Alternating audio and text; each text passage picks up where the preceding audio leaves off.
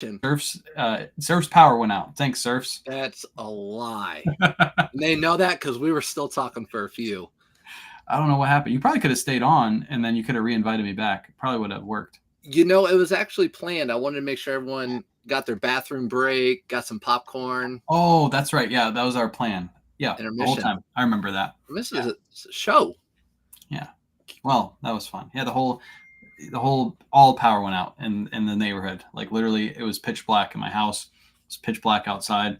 Kayla thought it was just our house. She's like, I swear I paid the power bill. I was like, I know you did, but yeah, everything was gone. So there you go. And when you have little kids, yeah, so it's we're back. Hello again. What's up, Infinity and Nancy? We are back. Thanks for coming back. Thank you guys for coming back in.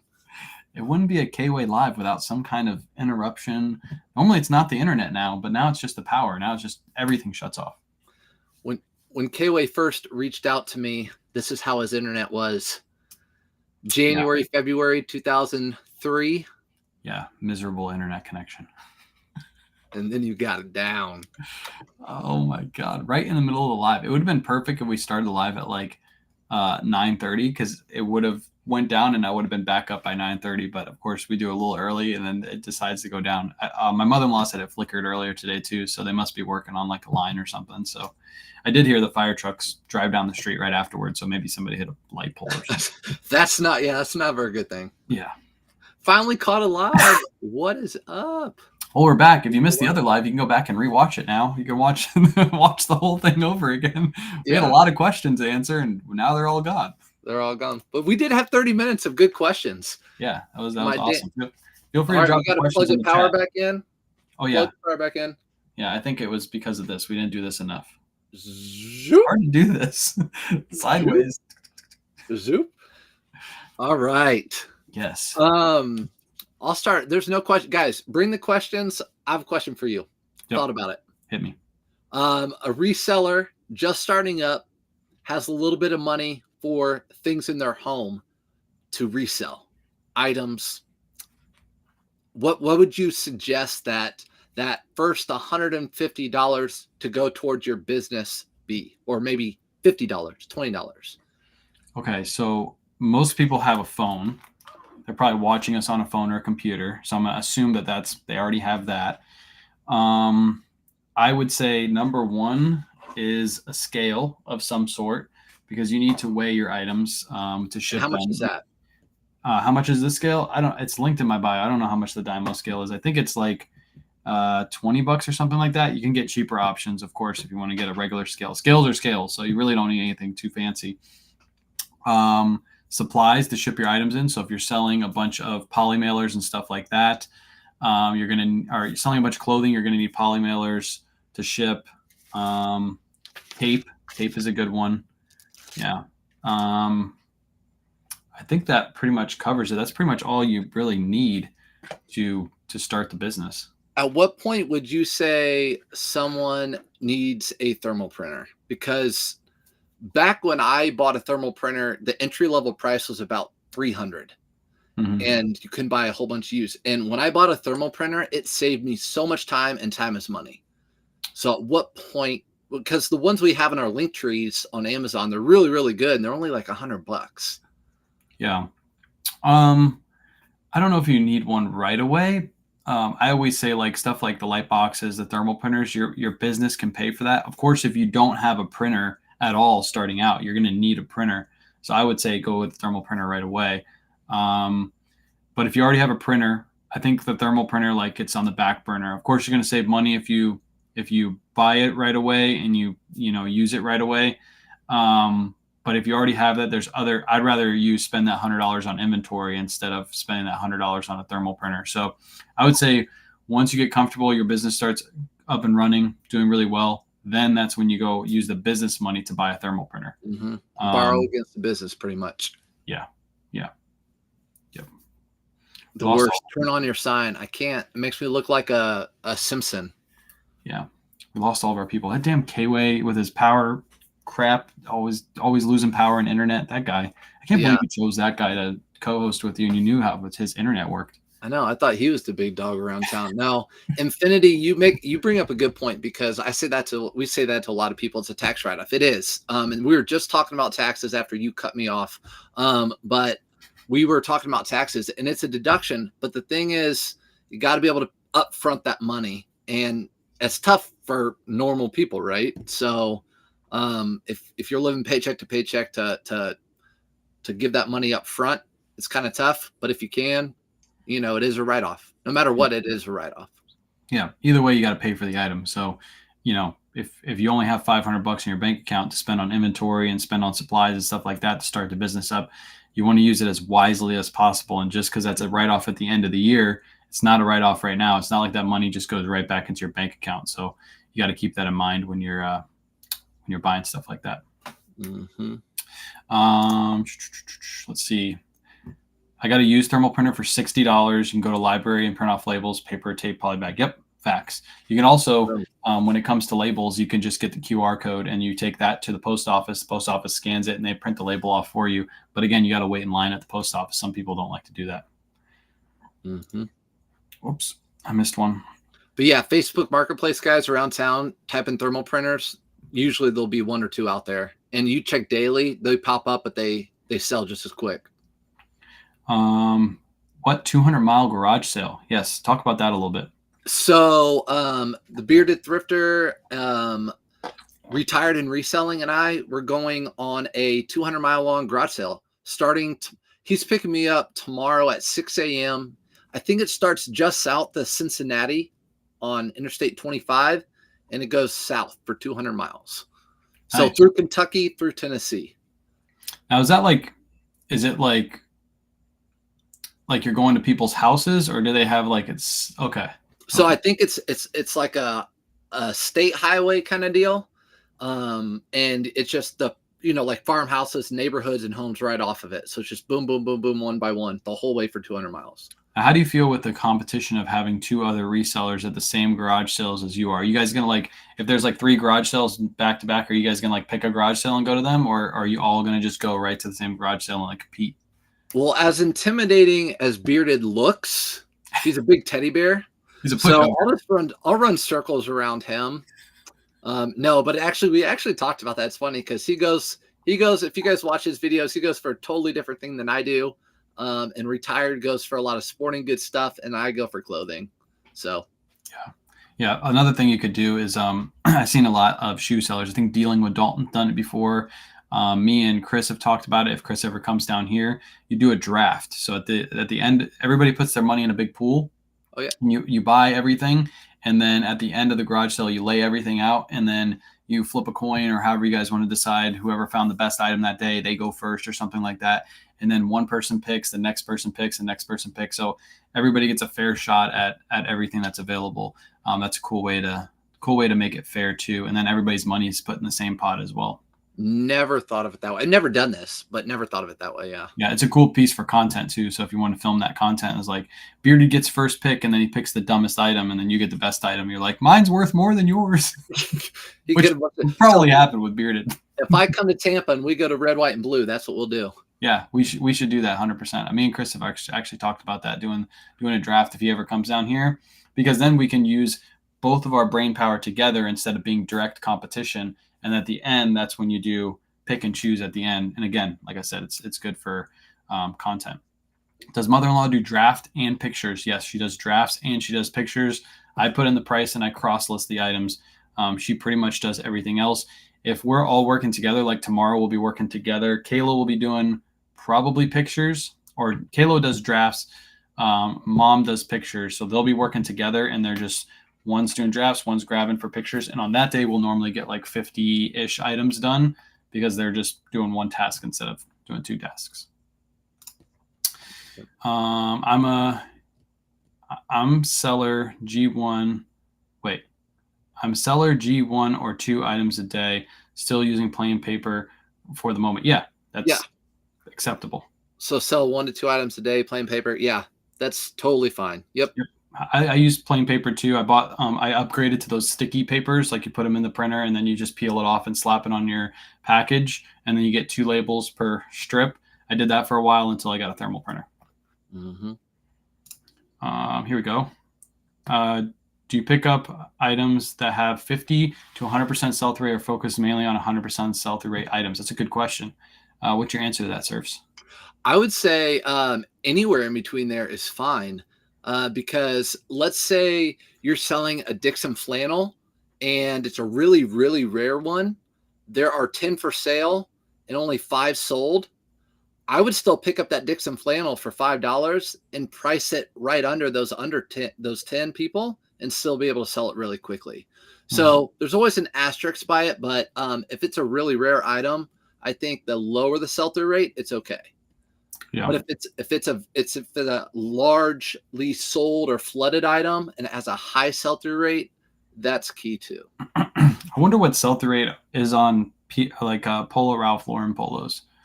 Have you ever looked that up? Just plain Polo Ralph Lauren polo and looked at how many listed versus how many sold? Because I guarantee the sell-through rate is probably trash.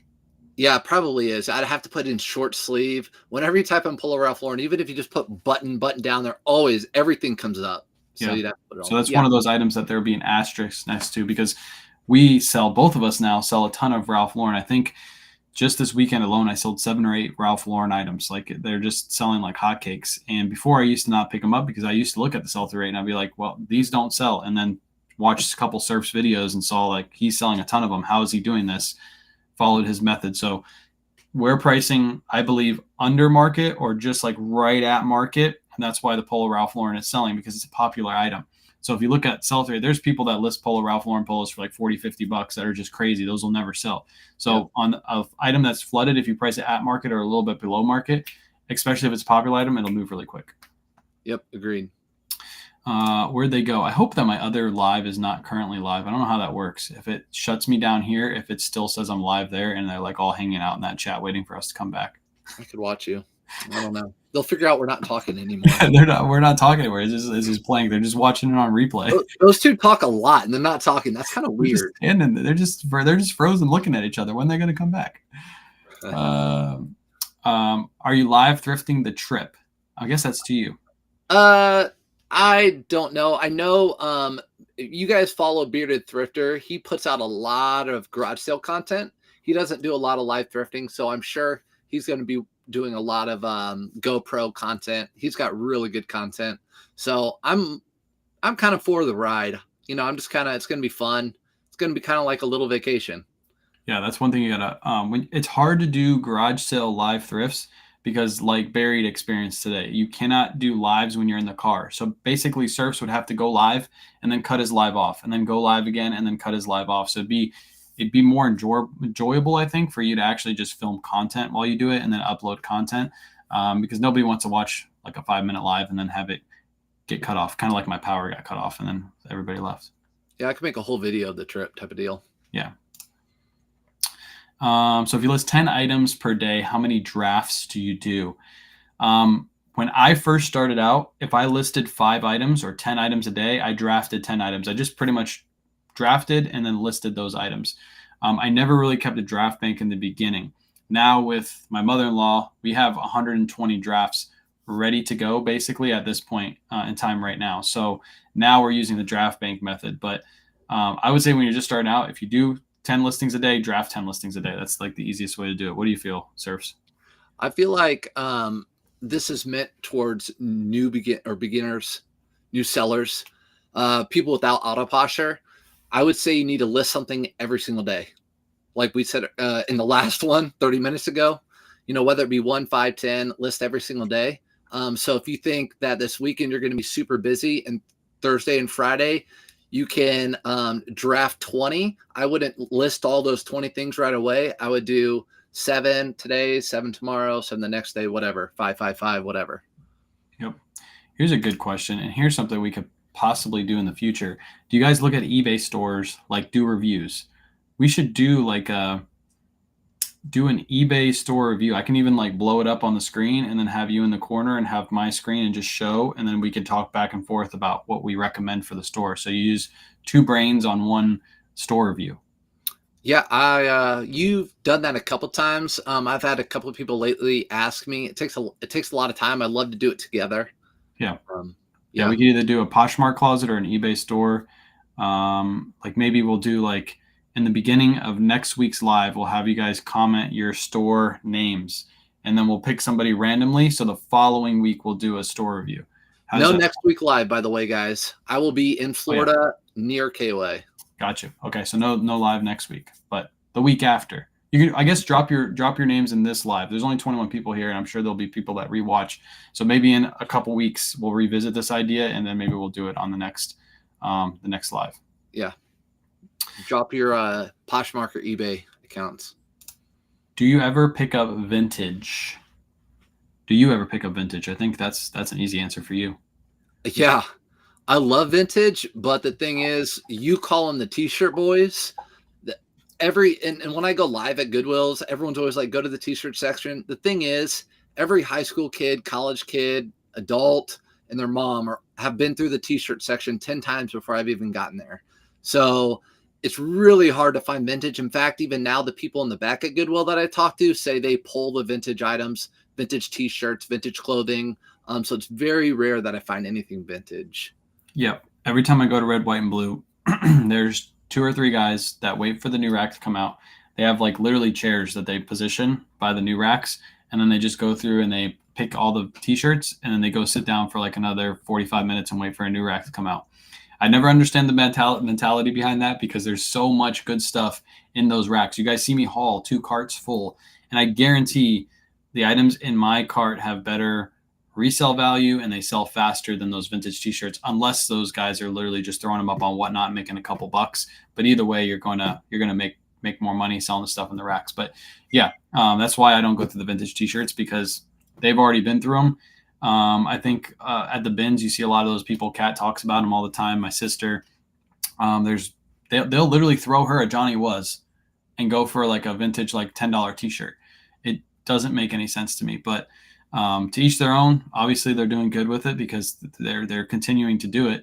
But there's so much more profitable items in a thrift store and at the bins than vintage t-shirts. I think there was a hype period. I think you probably agreed to this too. There's a hype period in like 2020 to 2022 where it was like all vintage t-shirts were selling for crazy money, and everybody got into it because they were all sitting at home watching these videos of these guys go find these cool, nice t-shirts, and they were selling for crazy money. I think that hype has died down significantly.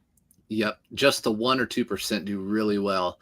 And adding on to that, I don't think you've ever found one for $5 in the wild, but like a Coogee sweater in your background. I've had that feeling of finding a Coogee at the thrift. And yes, it's a really good feeling. And you get $200, $250 for it. Yes. But if you find 10 or 12 Polo Ralph Lauren polos that you can list in 30 minutes, there's your Coogee. Yeah. Yeah. You saw last week when I was at Red, White, and Blue, I was literally pulling Ralph Lauren. I think the week before that too.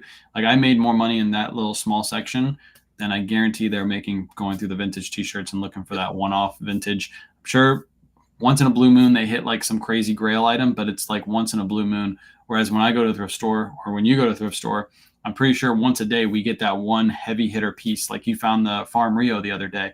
That's worth way more than most of those vintage t-shirts that they're pulling. So yeah, like I said, teach their own. They do their business model. It works great for them, but I just don't understand it.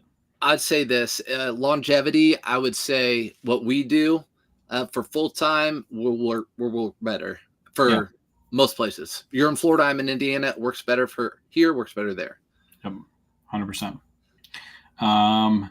Andrea asked, what do you mean by drafts? Explain what a draft is, Surfs. I get this question a lot, actually. I actually don't do drafts because I'm not on my computer. That's right. Basically, a draft for me would look like a sell similar, and I'd have it ready to list, and I would just put list later, and then it would all be ready where I just hit list on my phone, because I list everything from my phone. So I don't do any eBay listing from my computer. Yep. Here, I'll show them on the screen what a draft looks like. Sure. There. Okay, so these are all drafts that my mother-in-law has done. As you can see, everything is photoed. She has the price put in. This price right here means it's not half off, so I just got to factor in that that's not a half off price. These were all picked up in a bulk buy, so I just got to throw the prices in there. But pretty much everything is ready to go on these, and she's done all these. So all I have to do is go in, change a couple things on them, put the price in, and put them live. So these are all drafts. And if you hop into one of them, like let's say this Vineyard Vines extra small shirt, hop into this. She has the photos, the titles, the price, everything you could want. It's already done. So if you've ever been to a school, obviously everybody's been to school, right? It's like a rough draft that you do at school, basically, is what it is. It's like the almost finished version, but you want to make sure you go in and fix everything. That's basically what it is, a rough draft. So if I were to do it from my phone, here's my phone right here, and there is a section for drafts right here at the bottom. Whoops, at the bottom. So if I wanted to, like, I didn't have the pictures ready yet. I haven't come home and take the pictures, but I know the size, and I found a comp just like it at the store. I can make a draft and have everything in there ready, and then just put the pictures in whenever I take them. So I could do drafts that way. Yeah, I could. You could also, like, if you're on the road, let's say Shelby's driving home from the thrift store, you could already start like grabbing your stuff and start drafting it, putting the titles in and everything. And then as soon as you get home, you just snap the photos. And all you do is go down the bottom and you hit save for later. And that is a draft. So you just made a draft as soon as you hit that save for later button. Yep. So it will say drafts on there. Yep. Our Goodwill will not let us shop the new racks. They take the new racks behind the counter and put them out from there. It sucks. Yeah, I've seen videos of Goodwills that do that too. I guess they just don't want the mad rush of everybody going and hitting the rack while the employee is trying to stock it. But it also helps the employee because if they pull 5 or 6 items off of it, that's 5 or 6 less items that they have to stock. So for sure, it's actually where I live. There are a couple Goodwills that they don't let you touch it until they put it all the way out, because people will go to it as soon as it comes out the door. But yeah, you're right. Most of our Goodwills, the ladies are like, have at it. It's less for me to put away. Yep. Yeah, red, white, and blue. There's a red, white, and blue that I go to not as frequently. That one doesn't allow you to touch them. They like, all the ladies will say, go away. You can't touch this until we put it out. And then the one that I frequent, they don't care. They're just like, whatever, you can grab it. Doesn't matter to me. What's your guys' eBay stores? Mine is always linked in all of my bios on all of my platforms. If you're watching this on YouTube. So I don't think it's linked in my YouTube bio. I actually need to put it in there. I need to put a link tree in my bio on YouTube. Is your description? It's in the description of this video. Yeah, I have my link tree, but they have to, I think there's a way to put a clickable link on YouTube, and I don't think I've done that yet. But it's in my link tree on all my platforms. So hop over to Instagram, hop over to TikTok, hop over to Facebook. It's all there. You just click on that link tree. You can see my Poshmark and my eBay store and look at everything. What about you, Surfs? Ditto. Yeah. So one thing I think unique about you and I are, we both are transparent and give our stores out to everybody. So we don't mind doing that. You look at our sold listings, look at what we have for sale. And yeah, that's linked in all of the platforms for me. Yep. One of the most common questions is, what brands sell best? And what I tell everybody is just go to my eBay store, filter for sold. You can see everything I've sold for the last 90 days right there on eBay. You can also see everything I currently have listed. So you can kind of like start writing down name brands of stuff that you see commonly in my store. And yeah, easy way to tell what I'm listing. Know what's at a schedule. And then for a different day, every day, you can do it where you price your items. Yes, and I've actually thought about doing that because it used to be you had to pay to schedule your items, which I thought was crazy. I think it was like 50 cents or something like that. And now they recently, within the last, I think 6 months to a year, they took that away where you can actually schedule your listings for free. So I've thought about doing that one day, just going through, especially when we have, like today, we have 120 drafts ready to go. I could schedule out 30 listings per day for the next 4 days. And then I don't have to worry about anything. They just boom, boom, boom, get put up for me. So the only issue with that is if I'm going to cross list them, I have to remember to go in and grab those, because if they get listed and then Autoposher is listing on top of that, it's going to bury my listings. And I like to put them live and then download them immediately, so I know that which ones I have to cross list at a later time. So that's the only issue with scheduling. But that is huge. You know what? What's up, by the way? That is huge if you're going on vacation. For example, we're going on a cruise next spring break. I won't have cell service, so I have it scheduled out. That's perfect. Yep. You could just schedule stuff out and be good to go. I'm watching from Surfsup channel. Is your YouTube channel? Yes, we're both live on YouTube and Facebook. My name is underneath me right now. You can see me everywhere on all platforms. And of course, if you're not following Surfs, he's over here. It's flipped. He's over here. So just type in Surfsupfinds on every single platform and you'll be able to find him basically everywhere. Even Feet Finder. He said he confirmed that last week, so he's on Feet Finder. I won't mention where you're at. We can say those things over here. It doesn't matter. If we say that on TikTok, we might get banned. Yeah. Man, this sucks. We had like 100 people in here, and now it's down to 20, all because my stupid power went out. Sorry, guys. Man, that sucks. I thought everybody would hop back in, but I guess maybe they didn't get the notification. I bet you that's what happened when I went back live. It didn't send out the notification. I should have probably changed the title a little bit, and maybe people would have got the notification again. Oh well, Casey's still here. Casey, we know. Casey's actually been doing a lot of retail arbitrage. Casey's one of those people. I don't know how long Casey's been doing it, but I've said this the last time maybe. There are so many people that I've started seeing reselling since meeting you, watching people live on TikTok or on Facebook or on YouTube start, and they've grown so much faster than I grew. So much faster. Like what I did in a year, they're doing in like 2 or 3 or 4 months. Yeah, that's awesome. Just because they're sucking up all the information, which is great. Yep, facts. How often do you do retail arbitrage? That's a good question for you. For me, a lot more than I used to. I think we're both kind of on the same page. We both started this before the pandemic. So before the pandemic, it was a thing. It was a real thing. Get cheap prices, resell online. And then the supply chain hurt that. And now it's back. I feel like this is the first full season that it's been back. Yes, and it feels so good because I was waiting for it. I thought it was going to come back earlier. I was checking all the stores. I'm like, where is it? Where is it? When's it going to come back? And if you caught up my video, I put it out today just a little bit before. I think it was about an hour before we did our first live. I went to Burlington and I picked up 4 pairs of Doc Martens. I've never seen Doc Martens at Burlington, especially like the good Doc Martens, like the chunky wedge, like gothic looking Doc Martens. I found 4 pairs of those at one Burlington, and I waited until I sold a pair to make that video. So I sold one of the pairs for $150. I paid $70 for it. So that was a really, really good flip, sold on Poshmark. So be on the lookout. All the retail stores. I never used to go to Burlington when I did retail arbitrage because I felt like they didn't get great stuff. They would get Vapor Max every now and then, back when Vapor Max used to move for good money. But I think Burlington is actually coming back better than it used to be, which is great because that just opens up a new place to source. To be honest, I feel like Burlington and Ross have a plethora of, I don't want to say trash, but they are the stores that have the really big hitters, the one-offs that are like the $300 items for MSRP that they're selling for $30. Those stores, Burlington and Ross for us. Yep, and they will all come in waves. So they'll you'll go there now and you'll find a whole bunch of the same stuff. Like for example, TJ Maxx, not Burlington or Ross, but TJ Maxx got a whole bunch of William Murray polos like 2 or 3 months ago when I went and I was running them on Whatnot. All of them were at one store. I went to multiple stores, couldn't find them anywhere else, but that one specific store had a ton of them. So be on the lookout for that kind of stuff too. If you go into multiple Rosses, you've been to 5 or 6, and then one random one has a bunch of like really good stuff, you might want to scoop that stuff up because you might never see it again. I never saw another William Murray polo at any other TJ Maxx or Marshalls, only that one.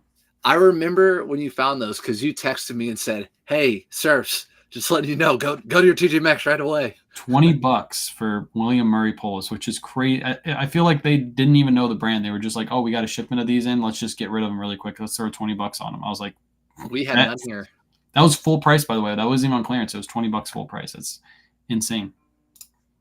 Here's another one. Do adult larger sizes sell well? What's your answer to that? You watch K-Way, you watch myself. Bigger the better. Men's and women's. As long as it's a good brand, the bigger the better will sell great. Yep. Today when I went thrifting, I even paid full price for them. They were $8 a piece, but they were Polo Ralph Lauren short sleeve shirts, but they were a 3XLT. One of them was a 3XLT. I was like, I'll pay $8 for this because I know for a fact I can move this for $25 to $30 plus shipping, and it'll sell within like 2 weeks. So yeah, anytime you find those oddball big and tall sizes, if they're a good brand attached, I would scoop them up because they will move really, really quick. Here we go. This is my first year, and I'm looking to gross 30K. That's awesome. 30K in your first year is way better than I was doing in my first year. That's what I'm saying. That's really good. I think. What do you think you did in your first like full year of reselling? Clothing was different. Remember, but that's what I'm talking about right now. Like people ask me, is it too late to resell? There's no better time than now because when we did it, when I started, there weren't people like us out there answering actual questions. You would just watch people's lives and write down, or watch people's videos and write down what they picked up and hope you'd find those and make a million mistakes. But now I think 30,000 a year gross, you can do it easy. The first year I did clothing, I actually have no idea. There's no way I hit 30 my first year in clothing alone. I did from September to December because I started September 19th. I think it was my first sales. September 19th. And I think it was like $6,000 or $7,000 in sales from then till the end of the year. But I was like buying and listing heavy during that whole time. So maybe I did 30K gross in my first full year of reselling. But it was a grind. It was a lot of work. I was working like full-time job and then coming home and working for like 3 hours a day too on top of that. So congrats to you, Bobby, for doing that. That's really good. 30K gross in your first year. That's awesome. That is awesome. I started selling clothing at the very end of March, my first year. And again, it's that learning curve because I didn't do clothing. So I started selling clothing, and then I spent so much of my time just soaking up everything I could. Like you said, I would just binge watch people's YouTube videos on what they're buying, what they're selling. And I spent a lot of time doing that. And then I also thrifted and resold. That's awesome. Jared said, this is my first full year and I'm currently at 16,500 only clothing. You know how many people I get? I'm sure you get them too. That say the clothing market is oversaturated. You can't make any money in clothing. You got to do hard goods. Just clothing. We're liars. Yeah. Basically we're faking all of our sales. We're all liars. The only reason we sell is because we sell to our viewers. Like, no, that clothing it's not saturated because everybody still wears clothing. Like everybody's going to buy clothing forever from here on out. So there'll always be a market for it. Obviously there's brands that will tank and there's other brands that will, come around as those brands tank, but Always. There's so much. There's just so much. Every thrift store you go to, it's like 70% clothing and then 30% hard goods and everything else. So it just can't. There's a reason why that is, because the thrift stores make money on it, which means you should be able to make money on it too. And not just that, brands going, but think about it, guys. Styles going in and out. What is popular right now? All that Y2K stuff. That wasn't popular 6 years ago when I was reselling clothing. So here in 2 years, when the thrift stores think whatever's popular now is worth money, it's not. There's going to be something different that's worth money. We don't know what it is. Don't you wish we did? 6 years ago, it was like I was saying before, Tommy Hilfiger, stuff like that. That stuff was moving like crazy. And the stuff that's moving crazy right now, that might only have a 1 year lifespan, and then everybody's on to the next thing. So you just got to be careful with that kind of stuff. Don't get caught with too much of it, because then you'll never sell it again. Here's a good one. I think we'll take a couple more questions and then we'll call it a night.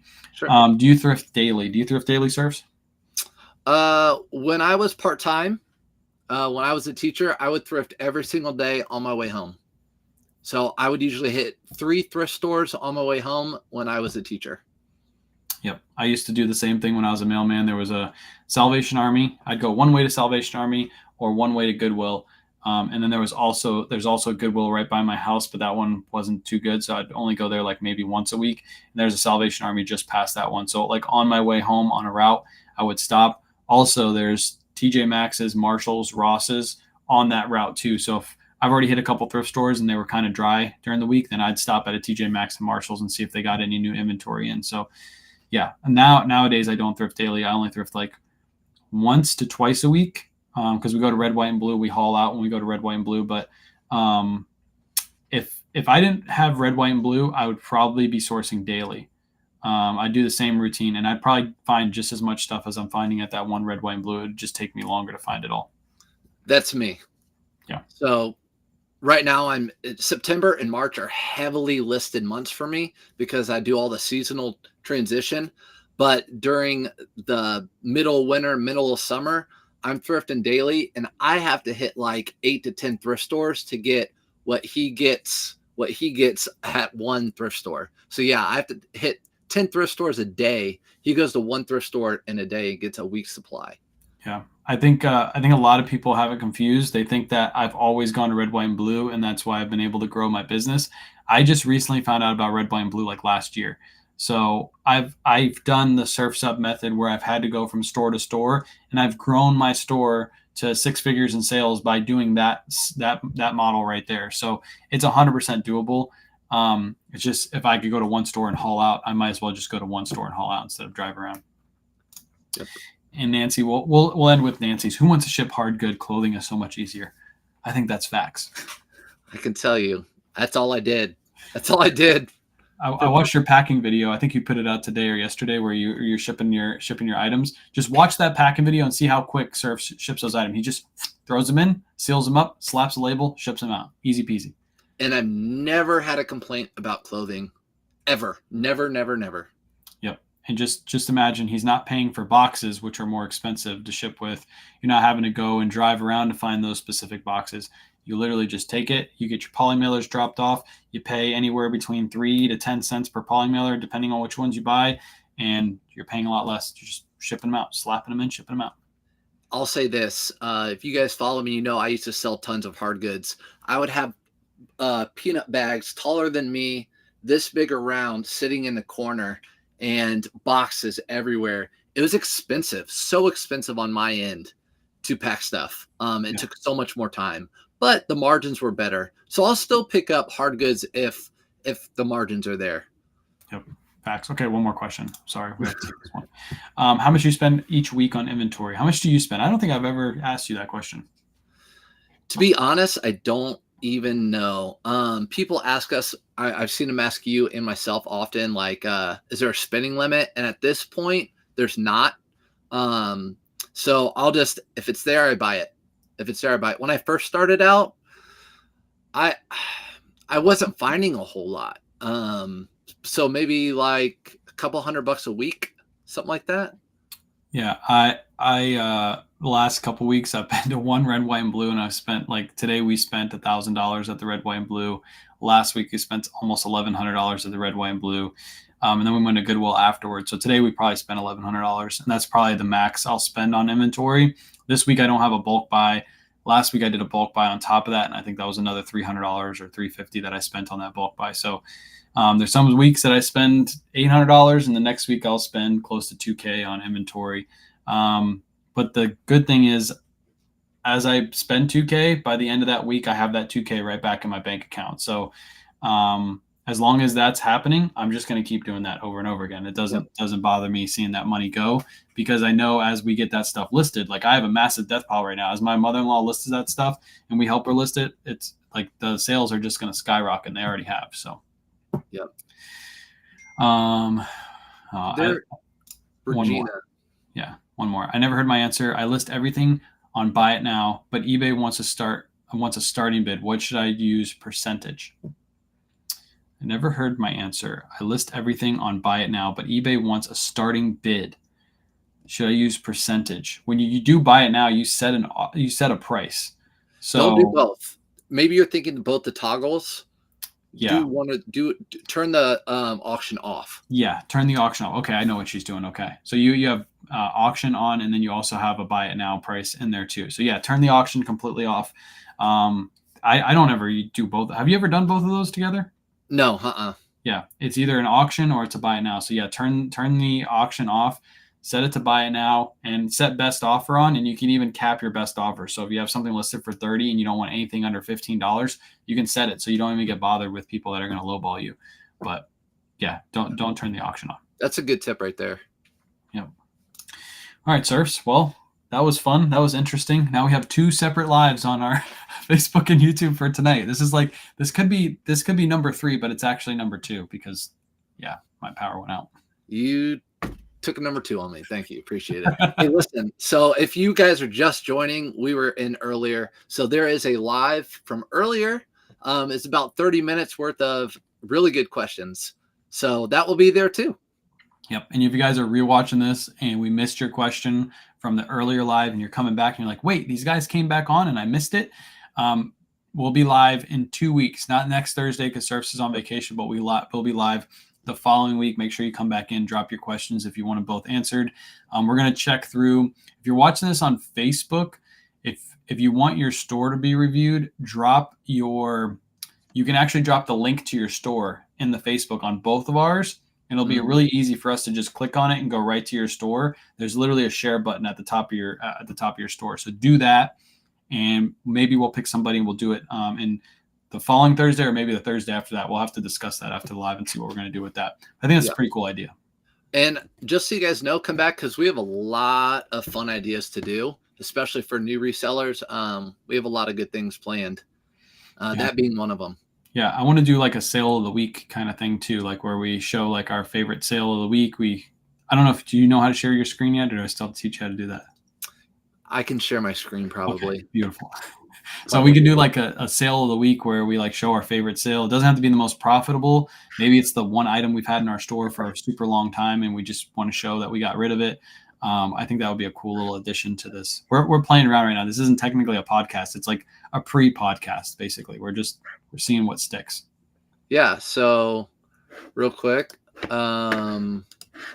he going to do it? He's going to share his screen. It's going to be a proud moment for me. Yeah. Let's figure it out. Hold on. We'll get there. Nope. We're not. I knew it. That's okay. I'll teach you after live. No. I got you. Okay. Guys, we're going to do this. Actually, I have an idea. I have a really good idea. I like this. I like the where this is going. Because we have about 5 minutes, don't we? Yeah, we got 5 minutes. Okay. Let's look at something real quick. Can we look up a K-Way shop item? Sure. I wonder what one he has in mind. He has something in mind right now. I don't like where this is going. I probably have an error on one of my listings, and he's going to go blast it to everybody. Your foot is in one of them. Oh, no, it's my mom's foot. I'm just kidding. Yeah. But let's see. He's Googling how to share the screen. That's exactly what's happening. Surfsup would like to share the. Yep, there you go. Oh, cool. We're both at the bottom. Let's go. How about that? You're showing your emails, though. I don't know if you want to show your emails. No. Is it emails or just the... It says at the your top. name. It says your email. You might want to block those off. It's okay. Just email him if you want to talk to him. What's something you have for sale? Something very unique. Something very unique that I have for sale. Let me see. I don't know. Don't you have a really Robert Graham limited edition? Yeah. Type in. Hang on. Figure this out. Spur of the moment. There's a name for it. I can tell you the name of it. It's called if you type in Robert Graham and then SCHERGER, mine should pop up. SCHERGER.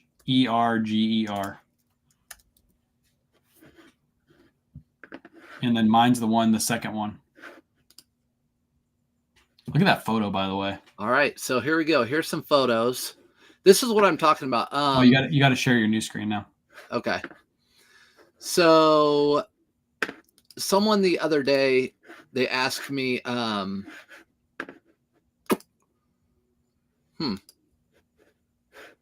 I don't know how to share it. Unshare the one and then reshare that one. There you go.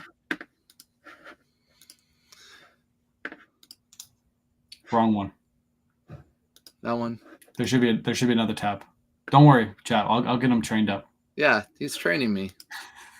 Nobody's here. We only got 18 people here. It's fine. We could train you. Good. All right.